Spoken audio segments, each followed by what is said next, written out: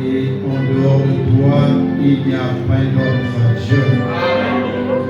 Tu es le seul, sans le concours d'aucune personne, qui a créé toutes les choses par la parole.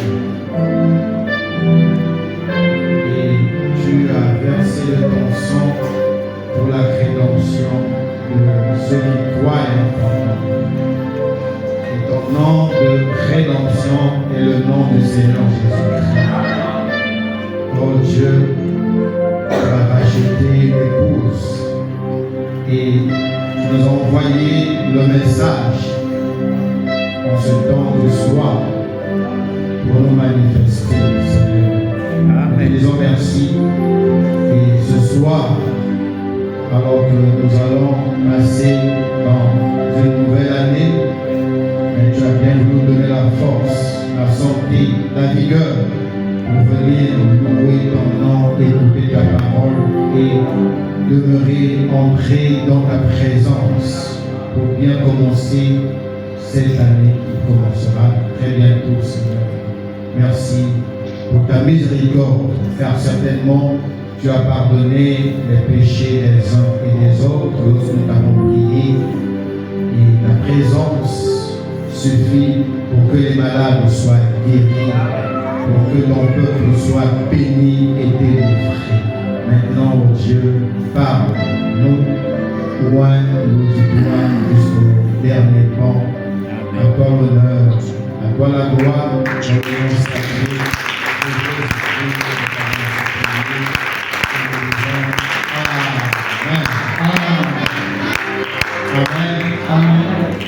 Que le Seigneur vous bénisse richement. Je suis votre frère Vauclin Juste.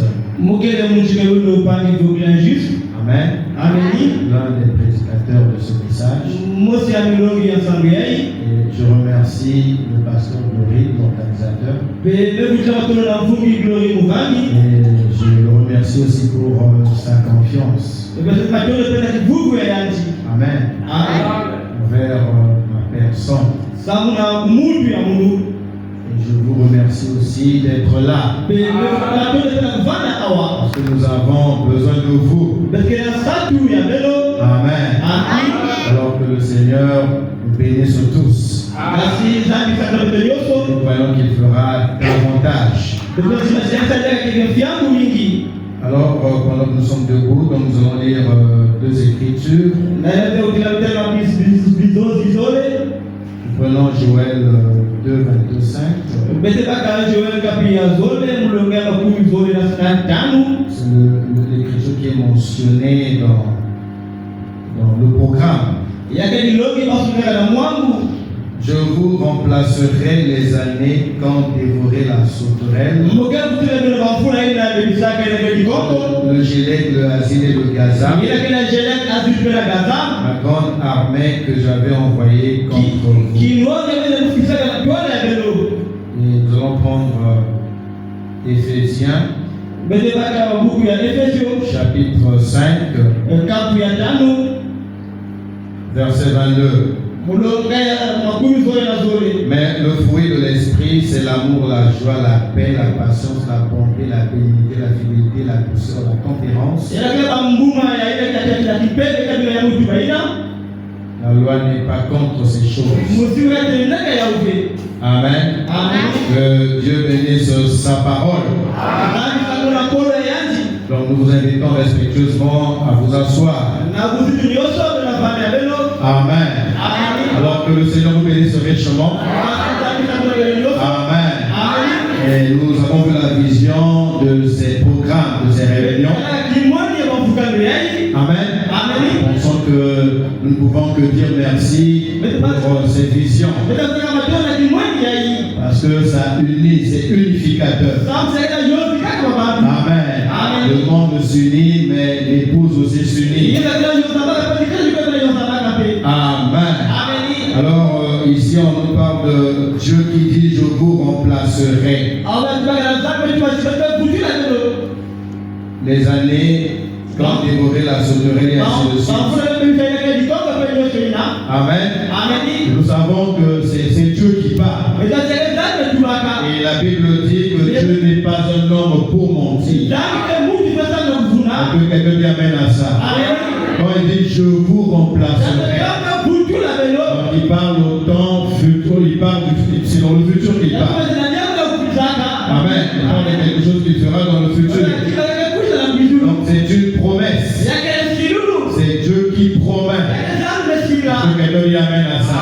Je vous remplacerai les années. Alors notre Dieu est un Dieu de promesses. Amen. Souvent les gens disent vous allez à l'église faire quoi?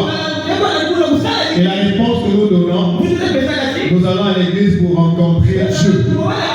Que quelqu'un dit amen. Donc quand nous venons à l'église, est-ce qu'on rencontre Dieu physiquement comme ça pour le saluer? Amen. Pour le toucher.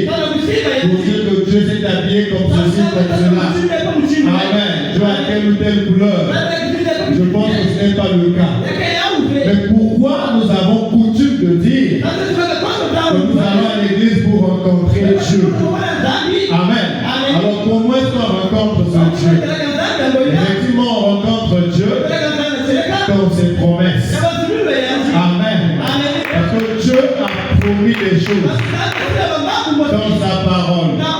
Et ce Dieu-là tient ses promesses. Il est fidèle à ses promesses. Est-ce que quelqu'un dit amen? Tout ce que Dieu promet, je veille là-dessus. Et Dieu accomplit toujours ses promesses. Amen. Sinon il n'est pas Dieu.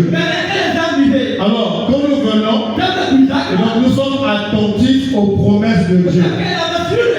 Amen. Vous voulez écouter ces promesses-là. Qu'est-ce qu'il nous promet? Qu'est-ce qu'il nous a promis? Et nous allons nous accrocher à ça. Et il viendra nous rencontrer sur la base de la promesse. Est-ce que quelqu'un dit amen? Alors on va essayer de lire un peu le prophète. Amen. Dieu est un Dieu de promesses. Et les promesses de Dieu sont véridiques. Elles sont vérité. Amen. Elles ne sont pas des mensonges des barateurs.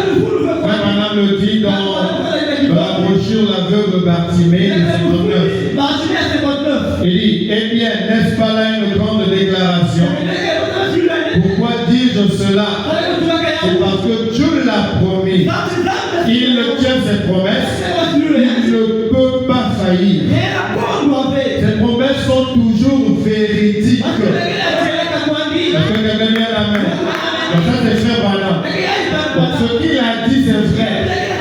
Et nous on s'accroche à ça. Amen. Et ce Dieu-là qui est un Dieu de promesses, alors il a aussi besoin des gens qui s'attendent à ces promesses. Parce que le lieu de rencontre, ce sont ces promesses-là. Amen. Des gens qui ne négligent pas les promesses de Dieu. Des gens qui ont la révélation qu'à travers les promesses de Dieu, Dieu viendra nous rencontrer là. Donc des gens qui prennent au sérieux les promesses de Dieu. Parce que c'est une question de vie ou de mort. Est-ce que quelqu'un dit amen? Alors, il faut pendant le dire ici. Il dit dans Dieu tient sa parole par Genèse 18, de 58, il dit, mais Dieu a toujours eu un reste qui s'attendait à ses promesses. Et grâce soit rendue à Dieu de ce qu'il les a encore ce soir. Avant nous, il y a eu des hommes. Et parmi les hommes, beaucoup ne s'occupent pas des promesses de Dieu. Mais de ces hommes-là, il y a quand même eu un reste qui s'accrochait aux promesses de Dieu. Mais aujourd'hui, nous aussi, nous faisons partie des groupes de personnes qui s'accrochent aux promesses de Dieu. Est-ce que quelqu'un dit amen? Il dit, et grâce soit rendue à Dieu de ce qu'il les a encore ce soir. Des gens qui s'attendent à ces promesses et qui se reposent sur la même assurance. Car cela est révélé par le Saint-Esprit.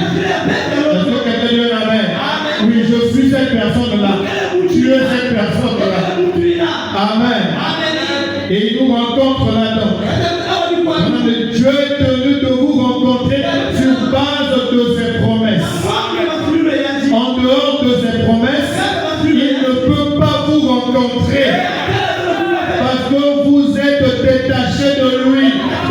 C'est pourquoi notre monde se disloque. Il le dit dans la brochure, le monde se disloque une fois de plus. Péché en 63, le paragraphe 169. Amen. Donc il nous rencontre là, pas autrement, sinon que là. Amen. Alors c'est lui qui a dit, je vous remplacerai les uns. Amen. Remplacer. Qu'est-ce qu'il veut dire par remplacer? Amen. Ça veut dire quoi? Remplacer quoi? Amen. Et nous savons que ce message-là, on l'a prêché dans beaucoup de brochures. La restitution de l'arbre de la épouse. Je restaurerai ainsi de suite. Amen. C'est ça le fondement de ce message. Alors il va remplacer quoi?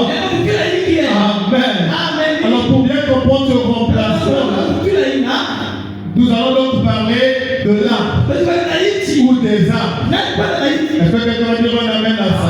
Parce qu'il s'agit de remplacer un arbre parmi des arbres. C'est de ça qu'il s'agit. On nous a parlé des insectes qui ont dévoré un arbre. Est-ce que quelqu'un dit un amen? Le gazan, la sécurelle, le hasard, ce sont des insectes. Amen. Le Branham simplifie la parole pour nous. Il nous dit que ces insectes-là, c'est le diable. C'est Satan. Il prend la forme d'une sauterelle. Il prend la forme d'un insecte appelé gazan. Il change de forme, mais c'est le même vieux démon. Est-ce que quelqu'un dit un amen? Non, l'insecte qui est Satan, c'est un esprit mauvais. Alors il vient détruire l'arbre. Quel arbre? Est-ce que quelqu'un dit un amen? Il détruit un arbre. On appelle ça l'arbre épouse. Alors ce qu'on a dit arbre épouse, donc on a précisé de quel arbre il s'agit. Parce qu'il y a beaucoup d'autres arbres qui ne seront pas l'arbre épouse. Amen. Alors l'arbre c'est quoi encore? Est-ce que c'est le manguier? Non, la parole a ce qu'on appelle le symbolisme. Et le message c'est l'université de la parole. Quand on parle de arbre, on sait qu'il s'agit de l'église. Que quelqu'un dise un amen. Il s'agit de toi. Il s'agit de vous. Il s'agit de l'homme. Amen. De toute façon, Dieu lui-même est aussi un arbre. La Bible l'appelle arbre de vie. La me dit que c'est le Seigneur Jésus-Christ. C'est le Saint-Esprit. Je vais entendre un amen. Satan aussi est un arbre. C'est Branham qui le dit. Dans le jardin d'Éden, on a parlé de l'arbre du bien et du mal. Branham nous dit que c'est Satan. C'est le diable. Je vais entendre un amen. Donc deux arbres. L'arbre de vie, Dieu lui-même. L'arbre de la connaissance du bien et du mal, Satan. Est-ce que quelqu'un comprend quelque chose? Quand on dit connaissance du bien et du mal, ça veut dire que c'est un arbre mélangé. Parce qu'il y a le bien et il y a le mal. C'est-à-dire qu'il y a la parole. Est-ce que quelqu'un dit un amen? Il n'est pas tout de la parole. Donc une parole mal interprétée. Parce que Satan a dit à Jésus, il est écrit. Jésus a aussi dit, il est aussi écrit. Donc Satan connaît la parole. Mais une parole qu'il place mal. Une parole qu'il ne répète pas dans sa totalité. Je vais entendre un amen. Voilà pourquoi Branham dit que l'arbre de la connaissance du bien et du mal, c'est un arbre mixte. Ou encore mélangé. C'est-à-dire que Satan connaît la parole, mais il a aussi le mensonge en lui. Il a aussi des contre-vérités.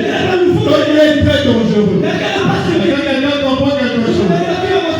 Donc l'arbre du bien et du mal, Satan.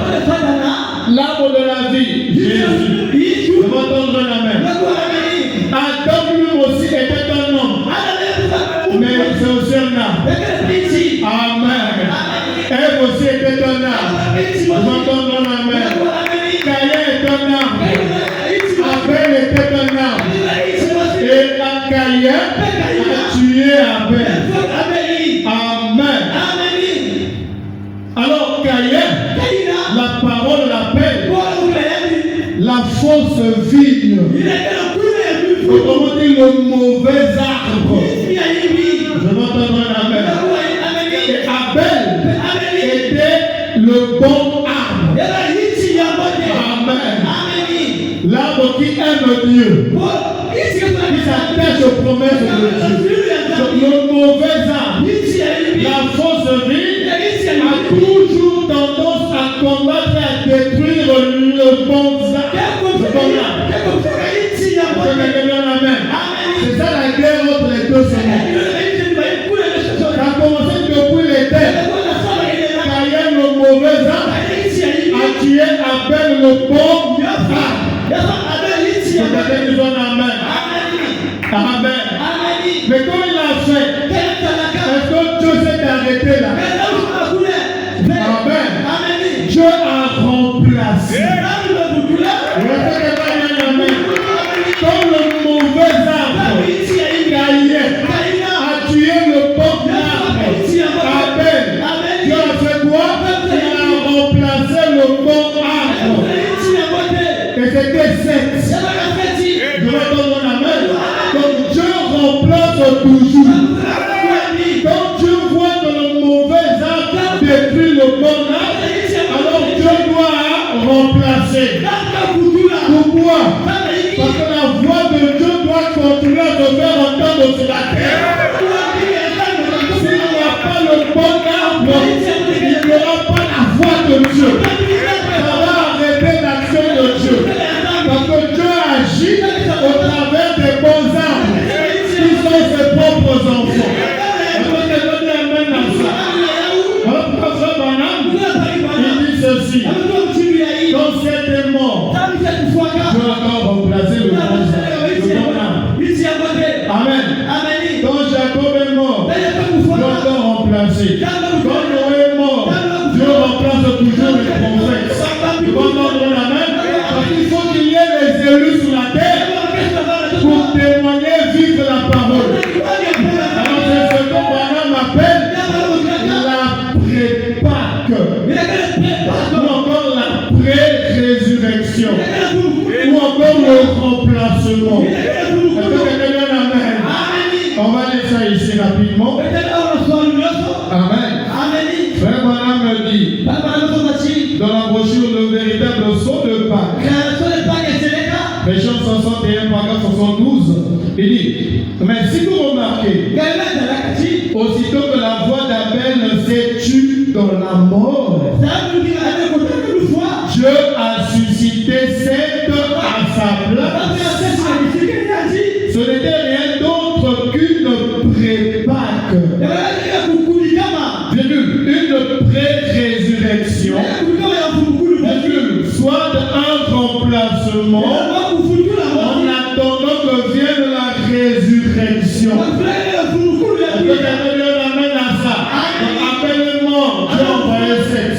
C'était mort, il y a eu un autre élu. Est-ce que quelqu'un amène? Voilà, cela a continué pendant un moment. Nous voyons que cela a continué à travers l'Ancien Testament. Les prophètes, Dieu a gardé sa voix vivante par les prophètes.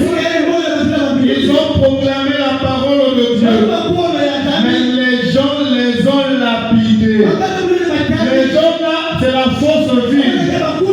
Les mauvais arbres, les enfants de Caïn, ils ont lapidé les enfants de Dieu, les prophètes. Est-ce que les gens comprennent la parole? Amen. Les gens les ont lapidés. Et aussitôt qu'ils en avaient lapidé un, et qu'ils l'avaient ôté de la scène, Dieu en suscitait un autre. Et quand les gens lapidaient ce dernier et l'ôtaient de la scène, Dieu en suscitait un autre. Il a toujours gardé son témoignage vivant à travers les âges. Il a gardé sa voix vivante devant les gens depuis l'Éden. Devant ton amen. Donc nous sommes la continuité d'Abel. C'est nous la voix vivante de Dieu. Devant ton amen. Vous êtes la lumière de la terre.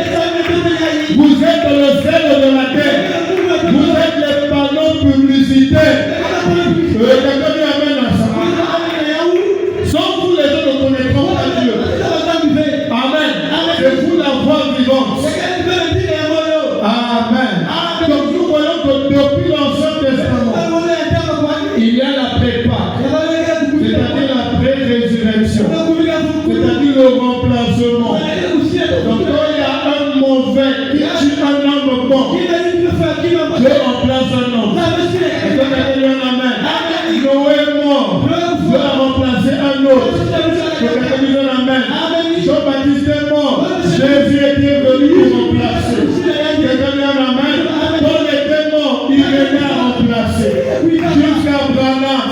Branham est mort, nous avons remplacé. Quelqu'un dit amen. Oui, tu es concerné.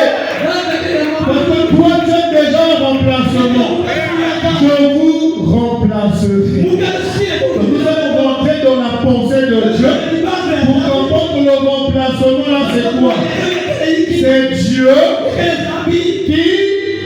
Amen. C'est Dieu qui suscite la vraie église. Est-ce que quelqu'un dit amen? C'est Dieu qui suscite ses vrais enfants. Lorsque d'autres sont tombés, lorsque d'autres sont détruits, car la voix de Dieu doit demeurer vivante. C'est pas le remplacement. De manière la plus simple. Est-ce que quelqu'un dit amen? Parce que le message n'est pas aussi compliqué que ça. Amen. Amen. Alors on va lire ce Branham. Il va nous dire quelque chose ici pour comprendre un peu l'esprit du remplacement. Dans la brochure, je restaurerai. Au paragraphe 38. Le 6 juin 55. Paragraphe du téléphone, le noyau du téléphone. Ça, je vais un peu lire ça, c'est 3 ou 4 paragraphes, mais c'est très important pour fixer un peu la pensée du sujet. Alors, on a dit, il a dit oui autrefois. C'était de grandes églises. Mais ce que les luthériens ont laissé. Donc je dois commencer à 37, je pense. Non, à 36. Voilà, c'est ici. Je commence ici. Amen. Soyez un peu attentifs. Ne souffrons pas, c'est Frère Branham. Nous aimons Frère Branham. Il dit, 36. Il n'y a pas longtemps, j'allais à une montagne. Je suis sur le point de terminer maintenant comme j'ai la ligne de prière. J'étais à cheval. Je chassais un ours. Et la nuit tombait. Et je suis descendu de mon cheval. Et je me suis mis à le conduire. Et je suis arrivé à un endroit où le feu avait consumé un grand fourré. De vieux et grands arbres étaient là. Toute leur écorce était brûlée. Pendant ce promène, il voit le feu qui a brûlé les arbres naturels. Nous suivons la scène et nous sommes attentifs. La lune était sortie et les éclairait. C'était horrible à voir. C'était comme un cimetière. Le vent soufflait. Et ça devenait vraiment lugubre. Quand le vent soufflait dans ces arbres, les deux arbres raides, le vent soufflait. Allant de part et d'autre. Et le Seigneur m'a dit, arrête-toi. Je dis à Branham, Branham qui voit comme une forêt brûlée. Je lui dis, arrête-toi. Est-ce que quelqu'un suit ça? Arrête-toi. Je voudrais te montrer quelque chose. Et je me suis arrêté. J'ai regardé ces arbres. Et je me suis dit, eh bien, pourquoi le vent souffle-t-il? Eh bien, qu'est-ce qui fait agir ces arbres comme ça? Des arbres brûlés. Quand le vent souffle, les arbres gémissent. Parce que les arbres sont déjà brûlés. Les arbres ne supportent pas le vent. Et il m'a dit, ces arbres représentent les églises d'aujourd'hui. Qui sont grandes, hautes, avec des flèches. Amen. Donc les églises sont des arbres. Mais des arbres qui sont brûlés. Des arbres qui ont été dévorés par l'action de Satan. Est-ce que quelqu'un dit amen? C'est Satan qui a ravagé ces arbres. Satan par les fausses doctrines est rentré dans ces églises. Et Satan a mis ces églises-là à terre. Loin du Seigneur.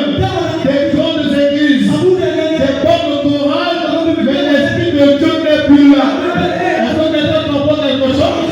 Les arbres sont des églises. Amen. On continue. Il dit, Il dit, elles disent oui. Autrefois, nous étions de grandes églises, mais elles n'ont plus de vie en elles. Ce que le Gazam a laissé, le asile l'a dévoré. Ce que le asile a laissé, le Genève l'a dévoré. Genève Gazam, c'est toujours le même Satan qui change de forme pour détruire l'église. Ok, ça on comprend. Il dit, et je me suis dit, qu'est-ce? J'ai dit, que signifie le vent? L'arbre brûlé, l'église est détruite. Alors le vent signifie quoi? On pose la question à Dieu. Pourquoi tu me montres le vent? Il a dit, c'est le Saint-Esprit qui est venu à la Pentecôte comme un vent impétueux. Et j'ai pensé, mais pourquoi souffle-t-il contre les arbres? Et il ne cesse de faire un bruit lugubre. Le Saint-Esprit n'est plus le bienvenu lorsque l'église est déjà détruite par Satan. Même quand le Saint-Esprit vient, on ne le reçoit plus. C'est comme les arbres brûlés. Le vent souffle, mais les arbres gémissent. Parce que le vent ne fait aucun bien à ces arbres. Parce que les arbres ont déjà été dévorés par le feu. Est-ce que quelqu'un amène à ça? Quand la vraie parole est présentée devant la dénomination, elle n'a pas d'effet. Elle ne trouve pas sa place parce que la fausse doctrine est déjà rentrée. Est-ce que quelqu'un comprend quelque chose? Il a dit, oui, autrefois, de grandes églises, mais ce que les luthériens ont laissé, les calvinistes l'ont dévoré. Ce que les calvinistes ont laissé, les anglicans l'ont dévoré. Et ce que les anglicans ont laissé, les méthodistes l'ont dévoré. Et ce que les méthodistes ont laissé, les baptistes l'ont dévoré. Ils ont ôté de l'église toute la joie. Et ils en ont fait sortir toute la vie. Disons, les jours de miracles sont passés. Est-ce que quelqu'un m'amène? Nous savons que l'église est tombée à Nicée. Au concile de Nicée, c'est là où l'arbre, l'église a subi sa plus grande défaite. Mais malgré l'action des réformateurs, quand ils commençaient bien, la dénomination rattrapait. Est-ce que quelqu'un comprend ces choses? Nous les connaissons tous parce que nous sommes du message. Est-ce que quelqu'un en amène? Donc Luther peut commencer quand il s'en va, la dénomination compte. Ça devient une organisation. Wesley prend le relais, après ça devient une organisation. Est-ce que quelqu'un en amène? C'est Satan qui récupère ces églises. Amen. Et il dit, les jours de miracles sont passés. Qu'est-ce qu'il leur reste? Une très grande et vieille flèche dressée. Et chaque fois que le Saint-Esprit descend, ils disent, oh, n'allez pas vers ces choses-là, parce que les jours de miracles sont passés. Voyez, ils sont morts. Ils ne peuvent pas se plier. Ils n'ont pas de vie en eux. J'ai dit, Seigneur, le bien. Pourquoi envoies-tu le vent? Maintenant, continuer à importuner Dieu. Les arbres sont brûlés. Mais pourquoi tu continues à envoyer le vent? Alors que le vent ne fait aucun bien à ces arbres brûlés. Et le vent, c'est le Saint-Esprit. La patience du Seigneur est tellement grande que malgré que les gens ont abandonné Dieu, Dieu vient toujours toquer à leur porte pour chercher à les rattraper. Mais eux ne veulent plus de Dieu. Car on disait, tu es aveugle nu. Tu as laissé Jésus dehors. Est-ce que quelqu'un amène à ça? Malgré les multiples tentatives de Dieu. Amen. Pourquoi envoies-tu le vent? Mais il a dit, souviens-toi, Joël a dit, je vous remplacerai.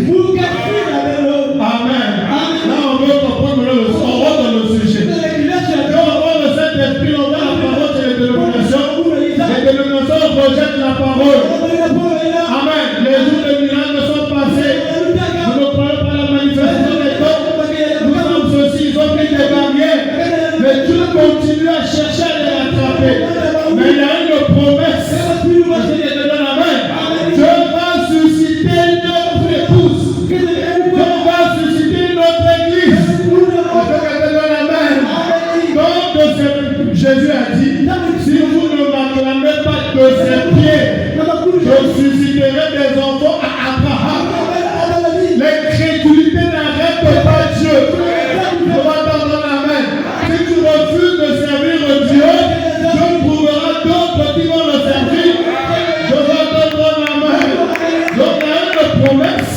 La promesse que je vous remplacerai. Amen. Quand l'église ne veut pas me recevoir, alors je vais remplacer notre église.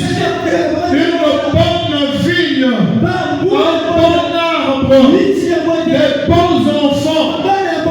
Je vais donner la main. C'est l'église parole. C'est l'arbre épouse. Amen. Il dit, je vous remplacerai. Souviens-toi, Joël a dit, c'est tout le temps Abraham. Souviens-toi. Mais c'était écrit. J'avais dit dans Joël, je vous remplacerai. Je remplacerai les arbres brûlés là par l'arbre épouse. Est-ce que tu es heureux d'être l'arbre épouse? Parce que tu es le remplacement des arbres brûlés. Que tu dises la main nous pas à la vérité. J'aimerais entendre la main parce que cela devrait nous réjouir. Tu es l'arbre épouse. Tu es le remplacement des églises détruites. Est-ce que quelqu'un vient la main? La vérité. Il continue. Il dit, alors j'ai regardé vers le bas. Et il y avait là tout un tas de petits buissons d'à peu près cette taille. Quand le vent les frappait, ils se réjouissaient tout simplement, passant un moment merveilleux. Quelqu'un voit le tableau? Le tableau change. Le premier tableau, des arbres brûlés. Le vent fait son action, mais les arbres gémissent. Ils ne volent pas du vent. On le vend de la visitation de Dieu. C'est le Saint-Esprit qui veut les racheter. Mais ils ne volent pas, ils ont fermé la porte. Et alors, pourquoi tu insistes en voyant le vent là-bas? Je dis à Abraham, mais j'ai écrit. Il est écrit. Il y a eu le problème. Je veux remplacer. Et quand Abraham regarde le deuxième tableau, il voit maintenant des nouveaux petits arbres. Et quand le vent souffle, les arbres sont heureux. Je vais te donner la main. Quand le Saint-Esprit agit, eux ils disent Amen. Quand le Saint-Esprit dit, même mon fils, vous êtes guéris, eux ils disent Amen. Quand le Saint-Esprit dit, vous n'êtes pas la queue, mais vous êtes la tête, eux ils disent Amen. Quand le Saint-Esprit dit, je vous bénirai de toute la bénédiction, vous vous dites Amen. Parce que le vent vous fait du bien. Ça vous fait bouger et les racines s'enfoncent. Et vous devenez solide. Et nous voulons le vent. Je vais prendre la main. Je veux le vent. On souffle sur moi. Père, descend sur moi. Qu'il descende sur vous. Afin que vos vies changent. Est-ce que quelqu'un vient la main? Alors le deuxième tableau de Paname de foi. On sait pas le moi. Paname de foi. Il dit, j'ai regardé vers le bas.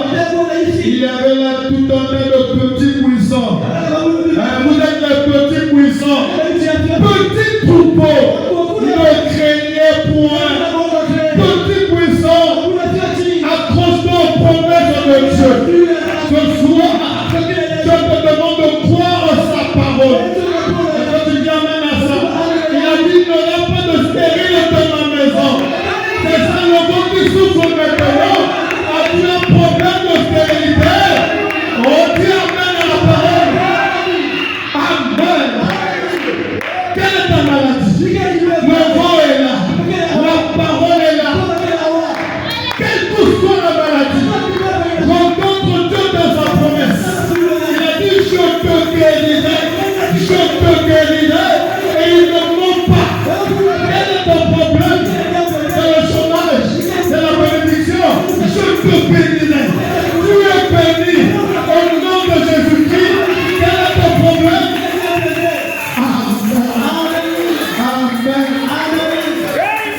Quand le vent les frappait, ils se réjouissaient tout simplement. Passant un moment merveilleux, ils glorifiaient Dieu.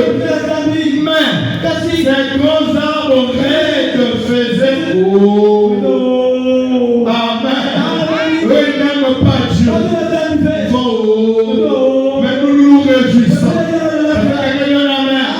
On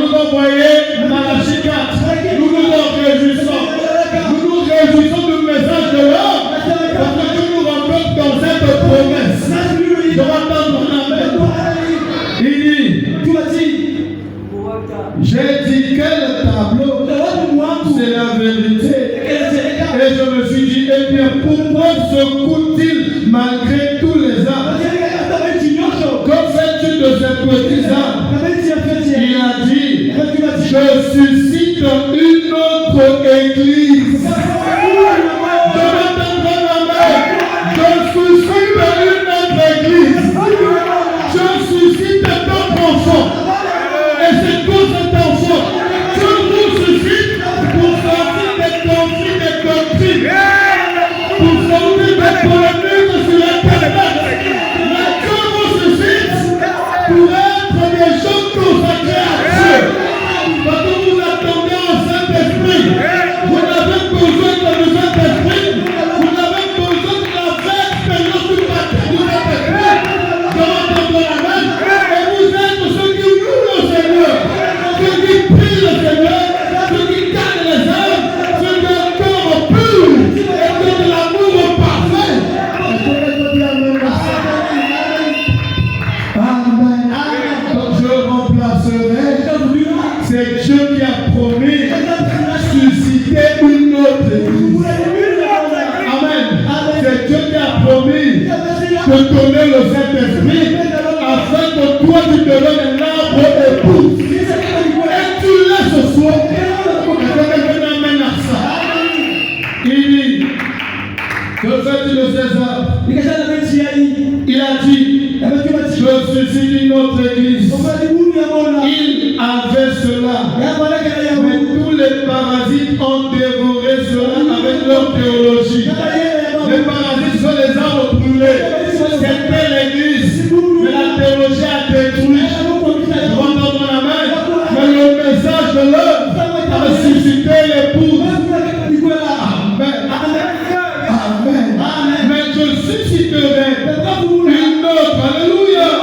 Je susciterai une autre qui se pliera à mon esprit.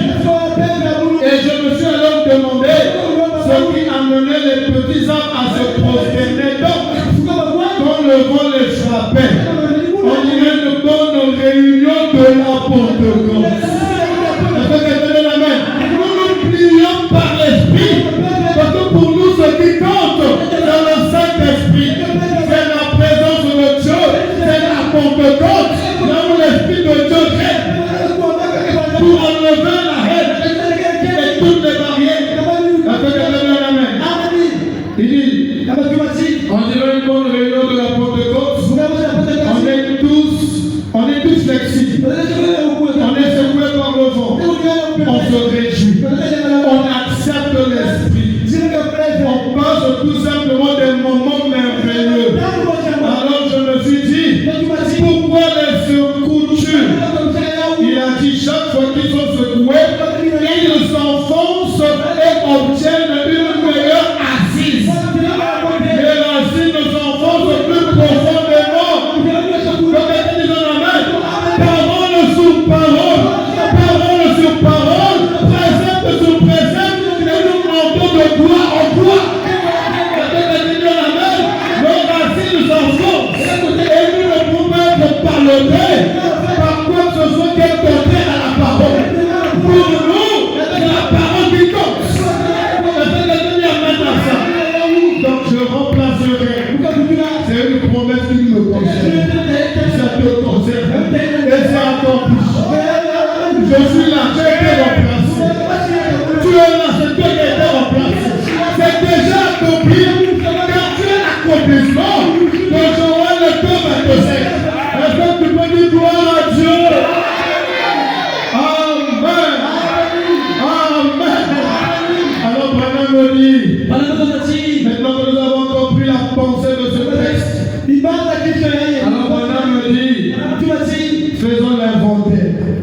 Nous sommes à l'orée du nouvel an. Amen. On va faire l'inventaire. C'est là par là que je termine. On va faire un inventaire. Il dit dans la brochure, il faut que vous naissiez de nouveau. Au paragraphe 61. Paragraphe 1961, paragraphe 115. Oh, Branham Tabernacle. Et vous tous braves gens, faisons l'inventaire.